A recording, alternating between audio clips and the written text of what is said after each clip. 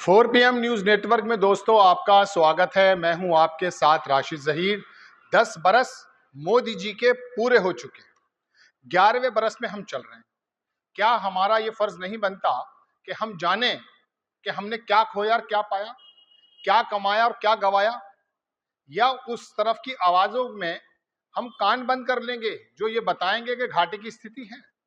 लेकिन फैक्ट और फिगर्स, आंकड़े तो अपनी जगह मुंह चिढ़ाते हैं।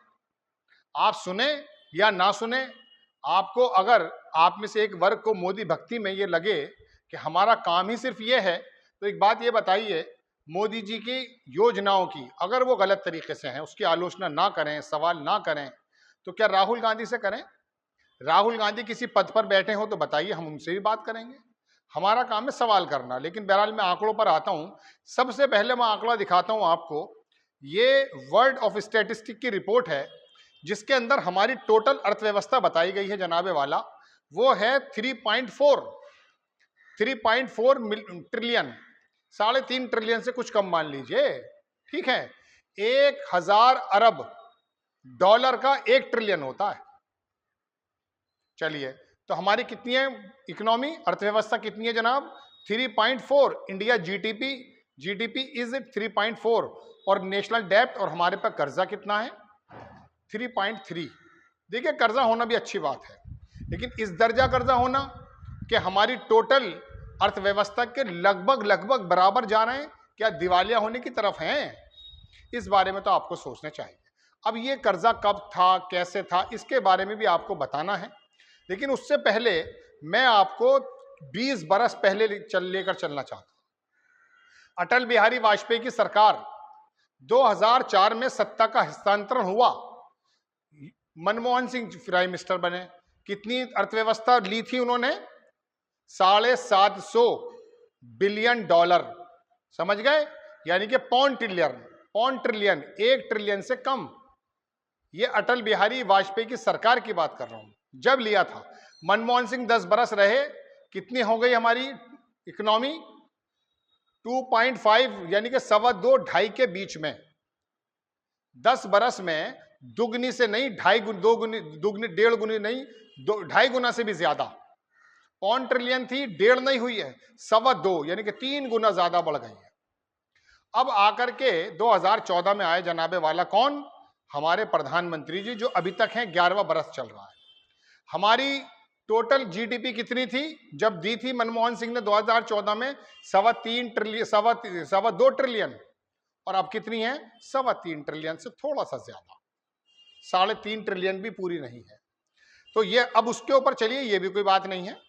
बात यह है कि हमारी अर्थव्यवस्था अगर चलिए तीसरे नंबर पे आ जाएगी, 5वें पर आ जाएगी, लेकिन बात चल ये रही है नेशनल डेब्ट कितना है? 3.3। शीतल पी सिंह बड़े पत्रकार हैं, उन्होंने इसके बारे में लिखा, और मैं कुछ आपको 4 फिगर्स और देने वाला हूं। 2 मिनट बने रहिएगा। बिजनेस की बातें, इकोनॉमी की बातें सुनने की थोड़ी सी आदत डालिए बराए करम।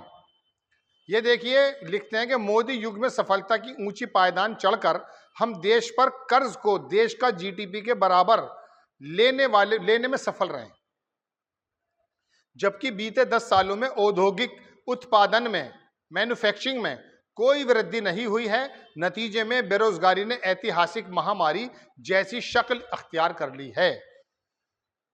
कृषि क्षेत्र कमोबेश मंथर गति से मानसून पर निर्भर है। निर्यात के अनुपात में हमने आयात में बेशुमार वृद्धि करके चीन की अर्थव्यवस्था में अभूतपूर्व योगदान दिया है।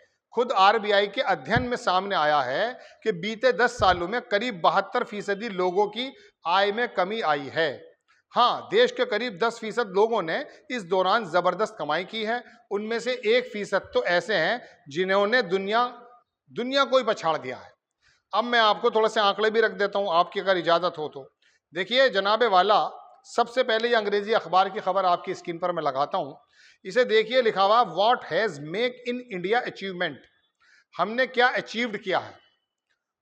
अब आप देखेंगे, मैं लंबा चौड़ा तो पढ़कर सुनाऊंगा नहीं, आप भाग जाएंगे, उंगली से ऊपर चले जाएंगे, लेकिन रुके रहिए।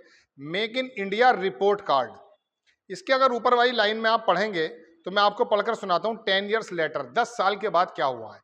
Manufacturing growth has slow, to 5.5। Manufacturing growth जिसका मैं जिक्र कर रहा था अभी, दूसरे पत्रकार ने लिखा, तो मैं आपको बता रहा हूं कि उन्होंने कहा स्लो हो चुकी है मैन्युफैक्चरिंग ग्रोथ। जीडीपी शेयर जो है वो भी बहुत ज्यादा बढ़ा नहीं है, और employment in the sector has decrease कहते हैं कम होने को।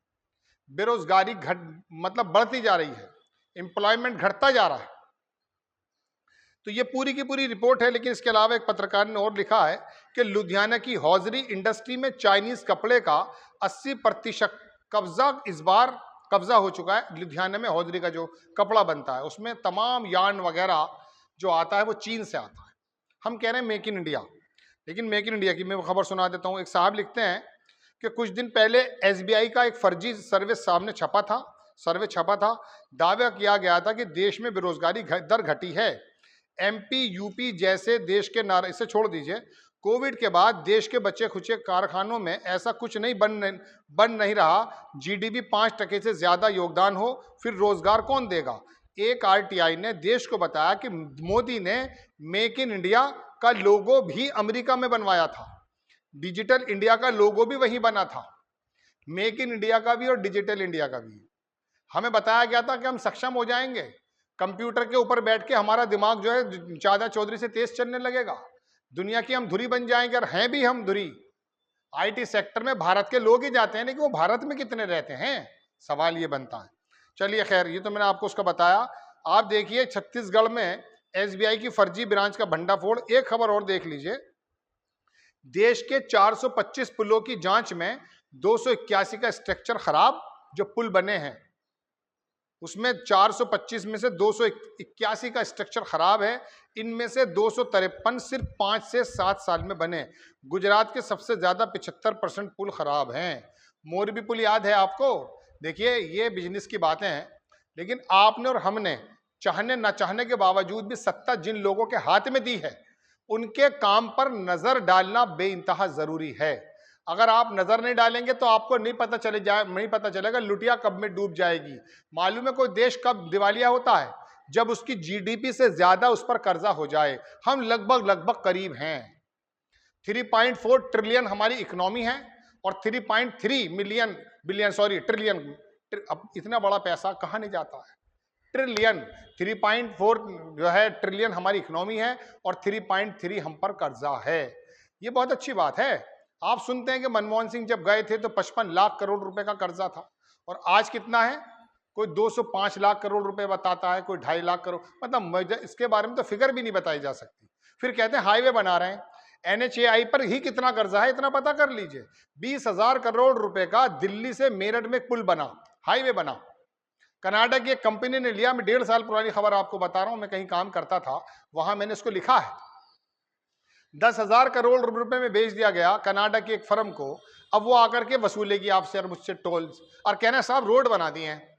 बहुत अच्छी बात है, रोड बन जाने चाहिए, लेकिन ये क्या हुआ?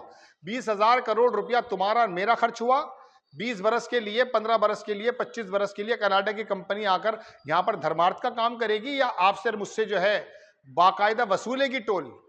अब आप समझते रहिए, धर्म की चाशनी अफीम चढ़ाकर अगर आपने सोच दिया कि मोदी जी सब कुछ सही कर रहे हैं, तो देखिए लगभग बराबर पे पहुंच चुके हैं।